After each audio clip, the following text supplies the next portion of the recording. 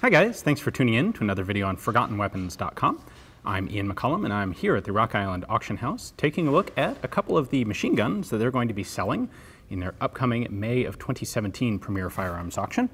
And yesterday we took a look at the Star Z63, which was a gun that didn't look like much but had a lot of clever things going on inside it.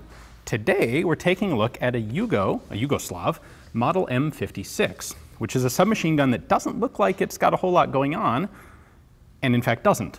So right after World War II, Yugoslavia started manufacturing their own submachine guns. This was the model of 1949, and it was basically just a direct copy of the Soviet PPSh-41. And that wore off fairly quickly. There were some problems with the PPSh-41, namely its drum magazines were finicky and easily damaged. It had a rate of fire that was really, really high. It was like 11 or 1,200 rounds a minute, and that was just too fast. It's hard to use suppressive fire when you're shooting that fast because you kind of use up all your ammunition fast, even if you're using a 71 round drum magazine. So the Yugoslav military developed this gun to replace it. This is the M56, and it is, aesthetically, it's a copy of the German MP40. It certainly takes some of the really obvious visual characteristics of the MP40, like the folding stock, this plastic, or I don't think it's actually Bakelite, but synthetic plastic lower assembly, the forward-mounted magazine. Unfortunately, this isn't really an improved MP40. This is really a less capable MP40.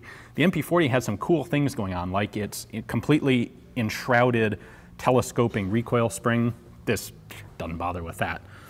This was chambered for the 7.62x25 Tokarev cartridge, which makes sense. That was a standard cartridge for countries that were associated with the Soviet Union.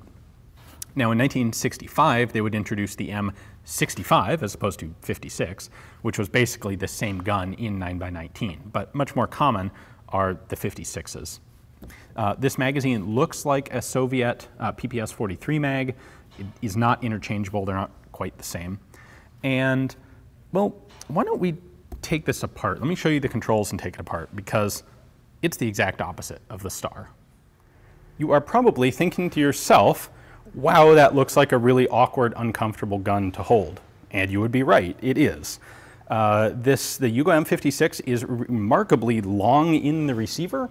The magazine is way far forward. In fact, the barrel length is less than 1/3 of the overall length of the gun when the stock's extended, which is saying something. The stock itself is very similar to an MP40 and has all the problems of an MP40 stock. It is, I mean, even the best manufactured versions of this will get wobbly fairly quickly. It doesn't provide any good cheek support. It's kind of a stock.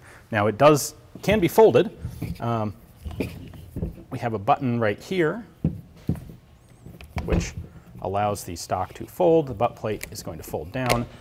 The gun is in fact so long that you don't even have to worry about it interfacing with the magazine because it doesn't even get to the magazine. Even with the stock folded, this thing is long. The magazine release is nicely shrouded inside the plastic guard here. We can get in there and pull the magazine out. They did one thing right. It is a double stack or double feed magazine. In order to deal with the ubiquitous potential submachine gun safety issue of the bolt bouncing back and firing unintentionally, the solution for the M56 was to have a little spring-loaded catch on the bolt handle that locks into this lug. That lug right there on the receiver. So if you're not actually grasping the charging handle, that holds it forward.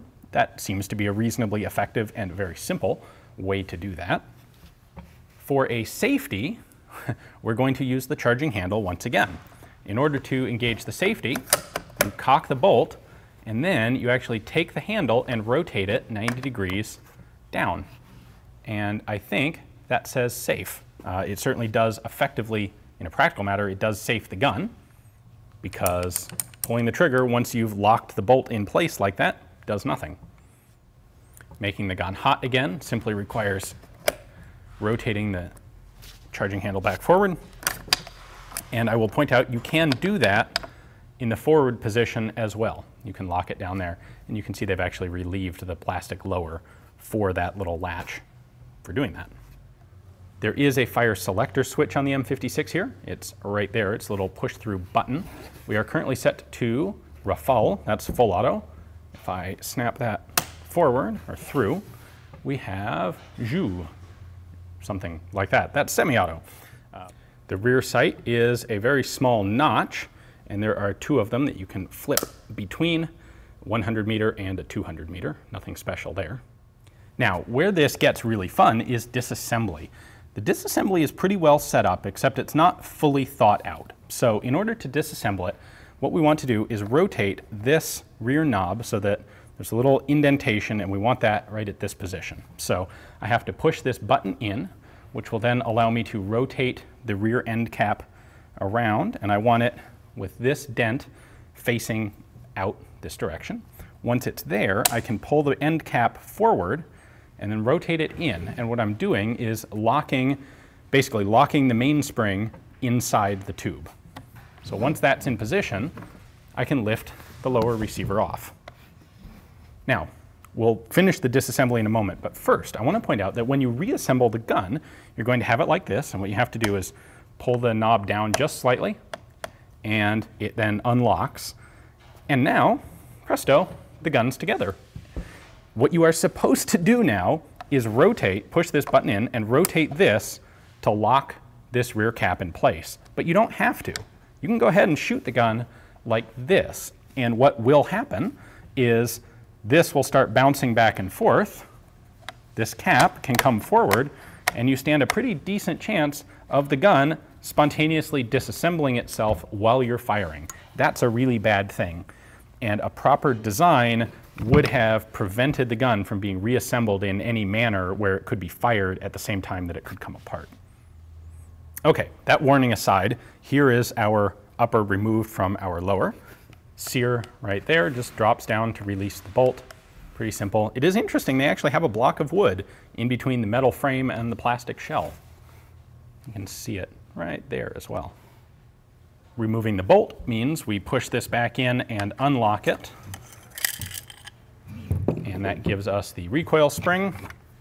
We can then pull the bolt handle back to here, where we can rotate this to some point here where it will come out. There we go. Bolt handle comes out, and then the bolt comes out. Unlike yesterday's Star Z63, there is nothing fancy going on here. This is just, other than the extractor, a solid hulk of a bolt. It does have a fixed firing pin on the front. Got the hole there for the bolt handle. It is recessed in the back so that the mainspring has a place to stay in and not kink when the bolt cycles backwards. That's it. Very simple. And there you have the M56 completely stripped, completely field stripped anyway. Not a whole lot going on this gun. It is a pretty bare bones, simple, basic submachine gun. It worked. The disassembly thing is definitely an issue that you need to be aware of. Not the greatest plan for military design. And of course, if you own one of these as a civilian in the US today, something that you need to be aware of because it is a potential safety hazard. Well, for all the bad things I've had to say about the design of the gun, this is actually a really cool example because as far as I can tell, it's a totally original Yugo M56. It doesn't appear to have ever been cut and rewelded, and it's certainly not a remanufactured tube gun. It's got the cool Yugoslav crest, it's got all the serial and assembly drawing numbers that you'd expect, and it looks like a really excellent example of what is a fairly obscure Cold War submachine gun. There are a lot of parts kits in the country, but not a whole lot of original guns. So unfortunately, it is a dealer sample machine gun, which means it is only legal to purchase by a person who has a machine gun dealer's license.